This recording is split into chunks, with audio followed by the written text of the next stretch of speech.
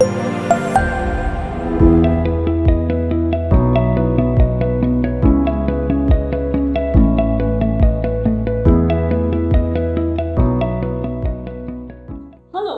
let's welcome Dr. Trinetra Haldar to QueerTWENTY, the cohort of 2021.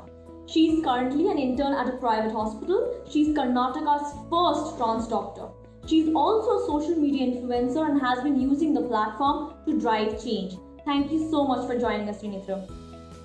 Thank you so much for having me. It's lovely to be here. Alright, so on to a dynamic start. Let's start with the rapid fire. The first question. Sure. What does pride mean to you? To me, pride is about resilience. It's about persisting in a society and a culture where you are not expected to thrive, you are not expected to survive. It's about just pushing and keeping on. And where do you think that we're lacking inclusion the most in society today? Honestly, at our dinner tables, that's where it begins, where we talk about these things with our parents, with our family. That's where it's missing the most, and that's where it makes the most difference. And what about in 50 years in India, where do you see queer inclusion? I see it at a stage where we don't even need to be having conversations like this, because it's become so normalized and so accepted that queer people can do anything and be anything, that this concept of queer inclusion is redundant, Alright. And when I know you already mentioned dinner tables, but just as a formal question, when and how should a person's awareness about the spectrum start? Honestly, the earlier the better. When I talk to a child about these things, you realize that children are very free, very uninhibited. They pick up things like this. So the earlier the better, always. And if you had one message to give, what would you say to parents? To parents, listen. Listen to your children. That's the most important thing. To government authorities? Include us in your decisions. Nothing about us without us.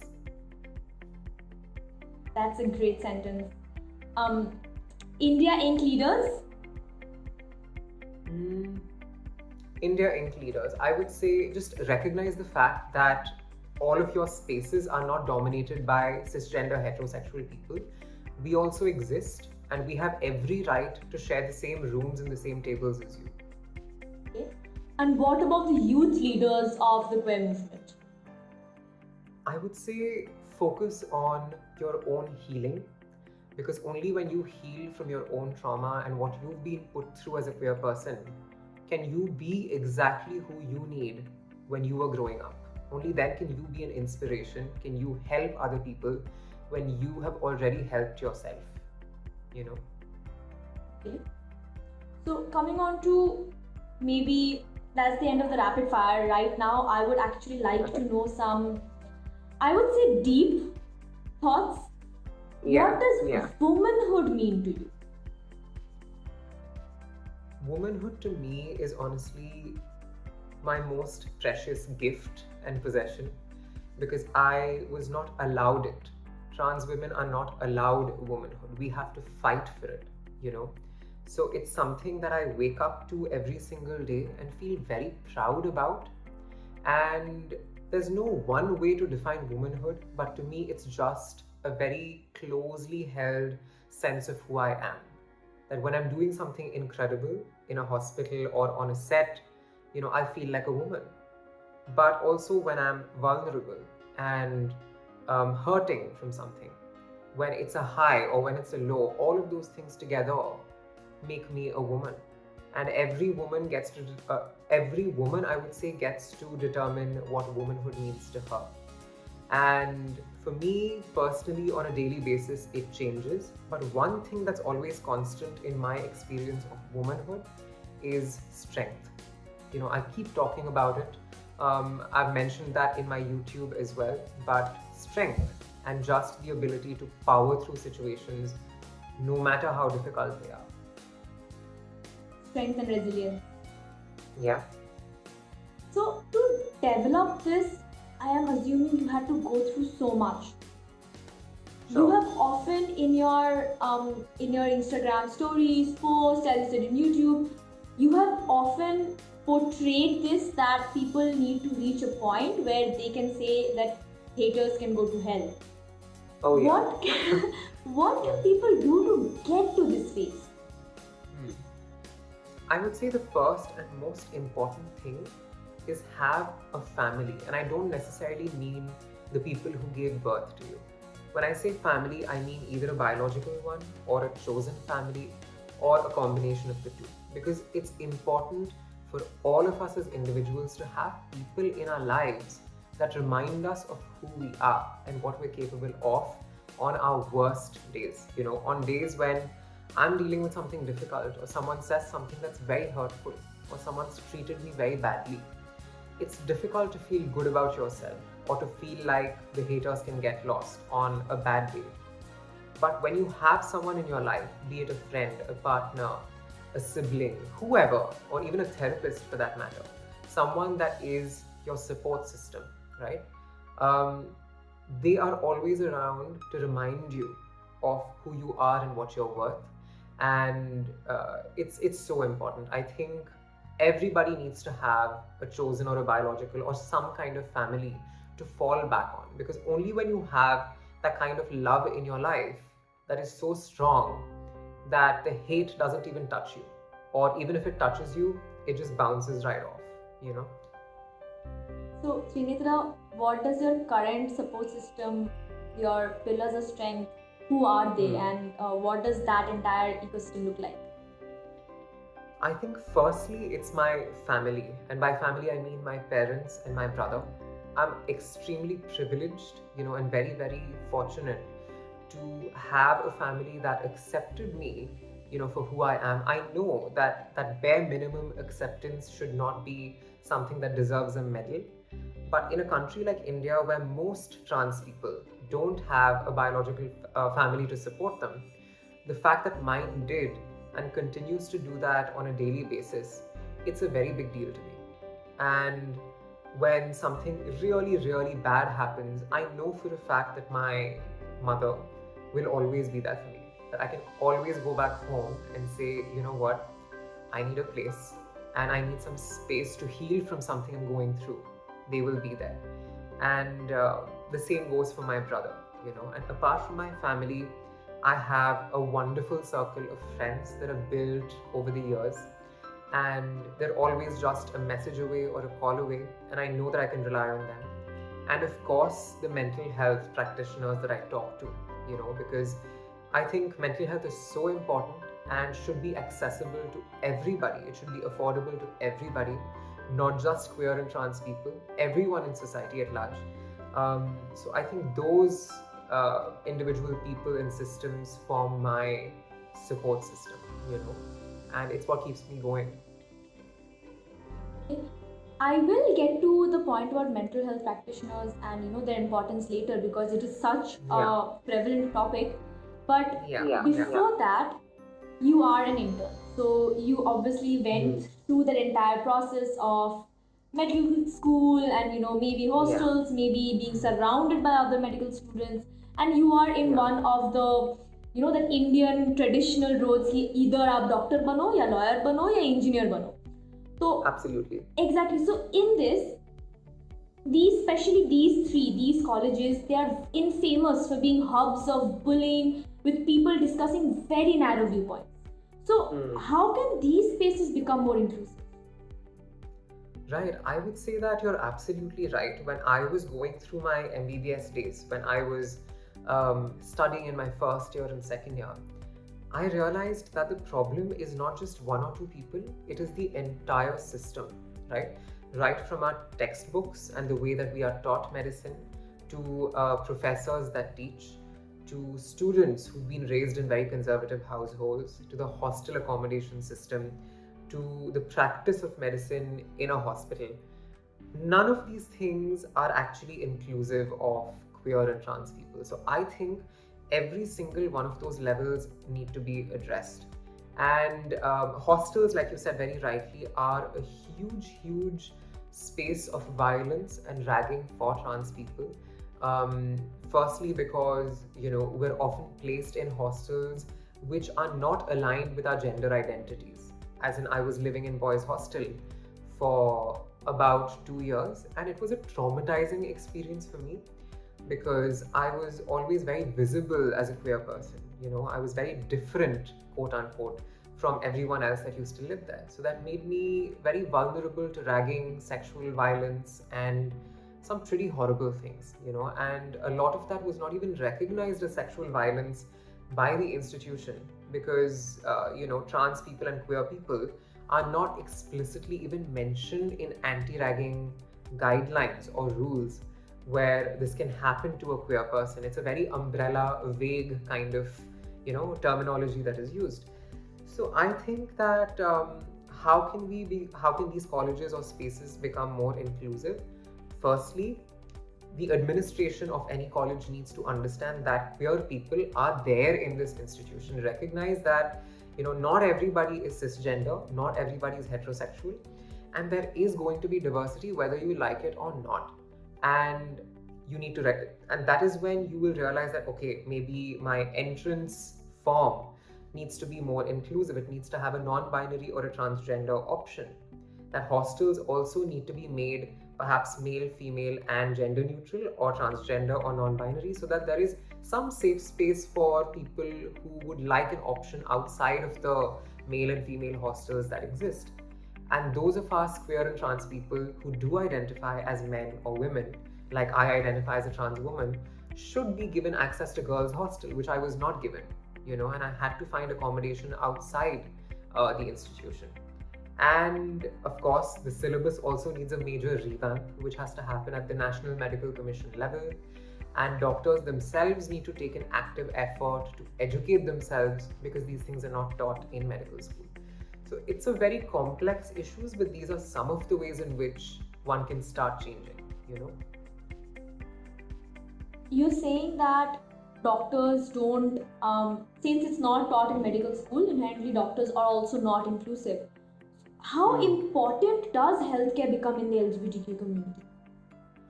Right. So I think that the LGBTQ plus community has very unique healthcare needs which are not taught or recognized. And I'm not just talking about LGBTQ plus as an entire umbrella group, but even within that community, right? Trans women have different needs, trans men have different needs, non-binary people perhaps have different needs, and queer couples have different needs as far as sexual and reproductive health are concerned. As far as sexually transmitted infections are concerned, there are parts of the queer community who are at high risk because of the occupations that we are forced into, such as sex work. So I think all of those things are just never addressed, and unfortunately, because of that poor access to healthcare, many of us end up either self-medicating or not get help when we need to get help, and that puts us at a very high risk. And COVID in the ongoing pandemic has made queer and trans people especially vulnerable, because trans sex workers, for example, have no choice but to put themselves at a very high risk of COVID transmission or infection, in order to survive and continue to have food to put on the plate. So I would say that healthcare is one of the most important areas wherein a queer person or a trans person experiences both discrimination and access to being who they are. Because if I didn't have healthcare, I wouldn't be able to become Trinetra, the woman that I am today, in so many different ways. And we need to recognize that, like law, like medicine, like many other things, all of these systems need to change. All of these systems need to start including us, healthcare in particular. There has to be a structural change, not just a superficial changing a policy here and there. Yeah, yeah. So, what do you see for maybe, say, in a decade? Where do you see the medical fraternity standing? What do you expect will happen in this space in terms of inclusion? Yeah, I think more and more and more queer and trans people are becoming very vocal about who they are on social media and also in their individual systems and professions and so on. For example, in the Kerala High Court, there was a petition that was filed to change the MBBS curriculum. The Madras High Court recently the Madras High Court recently delivered a landmark verdict where it sort of sent suggestions and directions to the police, to the National Medical Commission to change its syllabus and to remove pathologizing and derogatory language. And in that Madras High Court verdict, my entire report was included, which was fantastic. So I think as more and more queer and trans people come forward and raise their voice, represent their communities, there will be a structural change, at so many different levels, be it entertainment, be it medicine, be it law, all of these fields will become more and more and more inclusive and aware of diversity. And I think that in 10 years' time, we will definitely see transgender healthcare or gender affirming healthcare as a more organized and as a more developed branch or field in medicine, like it exists in different parts of, say, America, for example. That hasn't happened in India, unfortunately. Not only do we have an outdated syllabus, we don't have any specialized healthcare for queer and trans people, So I would definitely like to at some point pursue that more actively if I do get the opportunity and privilege to pursue medicine full time and to pursue surgery and gender affirming surgery for that matter. Where I would like to have a practice that caters to these needs of queer and trans people. And I'm sure there will be lots of queer and trans doctors who are doing that in the next 10 years. So I'm optimistic, for sure. On that optimistic note, Yeah. I know that you're saying that you have spoken from more or less when you're talking about surgery, when you're talking about hospitals, it's on the physical side of things. But what about mental Sure. health? That itself, mental health practitioners are also known to sometimes promote conversion therapy, and just while so many things are said to parents which so many children don't even get to know, and then they're subjected to such horror. What needs to happen in that space? So I would say that, when we talk about gender affirming care for a trans person, it's never just physical, right?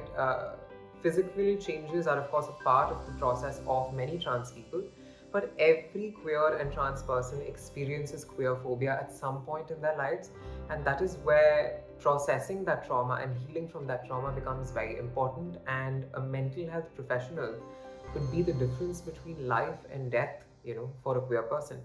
And it's very unfortunate that not only do we take mental health very lightly in India, the mental health of queer person is a very, very abstract topic for most people, including doctors and therapists and mental health professionals. So I think the first and very important change is for the medical syllabus to change in a way that we remove all kinds of pathologizing language. What do I mean by that? I mean that we need to stop studying queer people, queerness, trans identity, queer identity as a disease or something that needs to be fixed, because there is nothing that needs to be fixed. And unfortunately, in forensic medicine, in psychiatry, in gynecology, even, we read such things, when we were studying to be doctors. We read that these things were abnormal or diseased or deranged and so on and so forth. It's very, very horrible and pathologizing. And naturally, when doctors practice after that, they will treat queer and trans people with a certain amount of disdain and disrespect, and try to fix it and practice illegal and unethical conversion therapy. So I think first and foremost, conversion therapy of all kind needs to be banned. All mental health professionals need to be put through, not just mental health professionals, but all doctors or all healthcare providers need to be put through a certain amount of testing, in their exams, in their sort of certification process, to make sure that they know what they're talking about when it comes to queer and trans people. A bare minimum level of knowledge and expertise is important, because it's not just surgery or gender affirming care that a queer or trans person needs. I could come to you with a sore throat, but if you are not respectful of my identity, you will probably treat me with a lot of disrespect. So I think that a very bare minimum understanding is needed for every single healthcare provider. and especially for mental health practitioners, because you are dealing with all of the trauma a queer person experiences. So definitely a certification process needs to be put in place. A banning of all conversion therapy needs to be put in place, and at the same time, for those that are actively practicing, as a psychiatrist or a psychologist or a therapist, there needs to be an effort on your own to go and explore queer people, follow queer people on social media, certify yourselves. Like for example, Mariwala Health Initiative, they have a course, they have what's called queer affirming counseling practice. So it's important that you go out and seek that knowledge from as many places as you can, because like I said, your MBBS or your standard education may not cover these things. So I make it a point to constantly update the knowledge that I have that I don't get from medicine, by talking to others, by talking to queer people and trans people, and watching as many shows as I can and movies as I can, and just broadening my horizons in every way possible. So that's very important for a practitioner. What are maybe three, because you brought up watching things that have been made by the queer community, because to learn, what are the top three maybe documentaries / movies, or even just visually, what would you recommend to our viewers? Oh, I would definitely say please watch the documentary called Paris is Burning. It's a documentary about a lot of queer and trans people in America in the 80s and early 90s, where HIV/AIDS was a very, very pressing health concern, but it was not being addressed, because at the time it was being seen as a gay disease or a queer disease, and people were just not taking it seriously. And black and brown people who also happen to be queer and trans were suffering the most. And Paris is Burning is about the culture that queer people had at that time, and how they dealt with their oppression, and how they dealt with this disease that was killing people every single day, and nobody was paying attention, And it's a very emotional, heartbreaking, and also hopeful account of a lot of these queer and trans people, and it's absolutely beautiful. And that brings me to the second recommendation, which is Pose. Pose is also about the same situation, but it's a dramatized version. Paris is Burning is a documentary, but Pose is a drama, and it's one of the most beautiful things I've ever watched, and it is a masterclass in representation, wherein it has so many trans people actually playing trans characters, and that brings an authenticity, a sort of realness to these experiences, which it's just never been done before.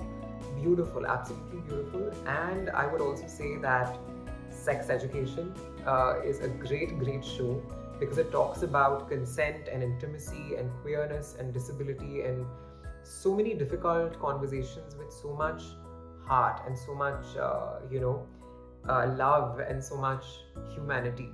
So definitely I would say those three. It's really endless. There's so many recommendations. When you see it, you can at least they're young people. Everybody is young, so you understand that these are But thank you so much for the recommendations. Of course. Okay, so you actually brought up a very good point, that in Pose there are trans people who are playing the roles for trans people. When you consider the Indian context, not just misrepresentation, there is an absolute lack of representation for trans people in mainstream media. What are your thoughts on that? I would say that, like I said earlier, nothing about us without us. It's a very popular slogan in disability rights activism, but it applies to trans people as well. That when there are people, writers, directors, producers, actors, who are portraying trans lives without consulting us, without consulting the community, naturally the product that comes from that is not authentic, it's not real. Many a time it's not just inaccurate, but it is hopelessly ignorant, very, very violent even. Many of the characters that we see are portrayed with such disdain and such lack of humanity that it just becomes a joke. It becomes a caricature. It becomes something that is quite disgusting to even watch for a trans person like me. Like, I can't stand to watch many of these films and shows that portray queer and trans people in such a negative light. So I think that we need to be at the center of our own storytelling. I personally don't believe that all trans characters have to be played by trans people. I think that if a trans person is even behind the camera as a director or as a cinematographer or as a writer, that makes a huge difference, because then we will be able to sort of direct an actor to do this very accurately. Because I understand that not every trans person is an actor and it requires a certain amount of skill. But if you have a director behind the camera, uh, actually putting life into this person's portrayal of a trans person, then it just becomes very authentic.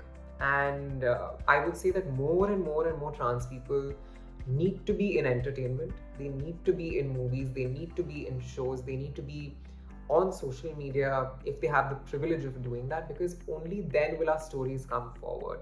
And it's changing, but it's happening very slowly. And I'm also currently pursuing acting, and I hope that that works out. But I think it's something that's changing, and it will definitely change in the next 10 years. I see it happening. Again, like I said, optimistic, cautiously optimistic. Cautiously optimistic, absolutely. And all the best if that ever pans out. Yes, thank you. Okay, so now moving on to a separate segment. You are very vocal on social media. You are your YouTube channel. You talk about extremely important issues, and in a lot of your videos, you understand that social media is a way to reach the masses. So you have this sort of an intellectual property called the Trinetra method. Please tell our viewers, how did that begin and what it is? So the Trinetra method is my YouTube channel, which I initially created because when I started transitioning, I really saw no Indian people at that time talking about their transitions, talking about the mental and physical effort that goes into the whole process. What goes through your head, when something this big in your life is happening? I had no idea, and I was so scared. I didn't know who to talk to, I didn't know who to reach out to, I didn't really have an online community of sorts, and I couldn't find much on YouTube that was relatable. And I decided that when I transition, when I undergo whatever procedures I undergo, be it legal, medical, surgical, whatever, I would put it all out there.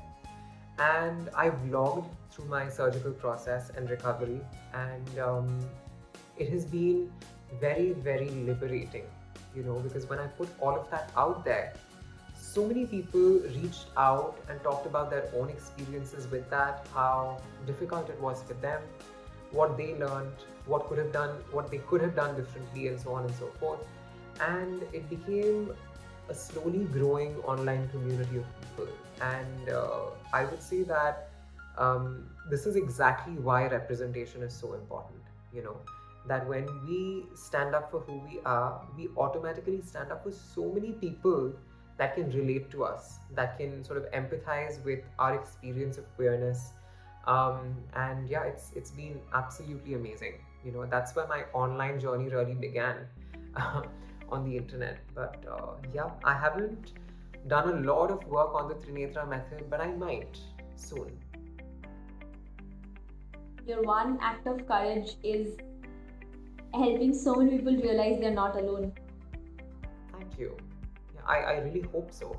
I hope that a queer child somewhere out there can perhaps watch a video of mine or a post of mine on the internet and realize that, okay, maybe I've got this. Maybe it's not going to be so bad after all.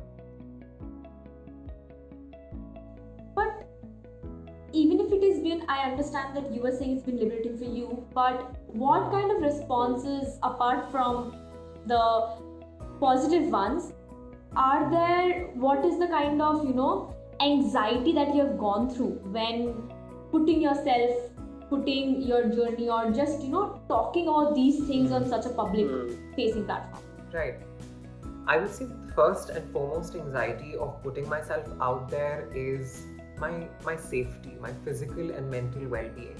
That when you're so vocal about who you are and how comfortable you are in your skin, or when you're talking about so many controversial issues, be it, expressing your body in a way that makes you comfortable, be it your rights as a woman, as a trans person, as a queer person, there's a lot of hate.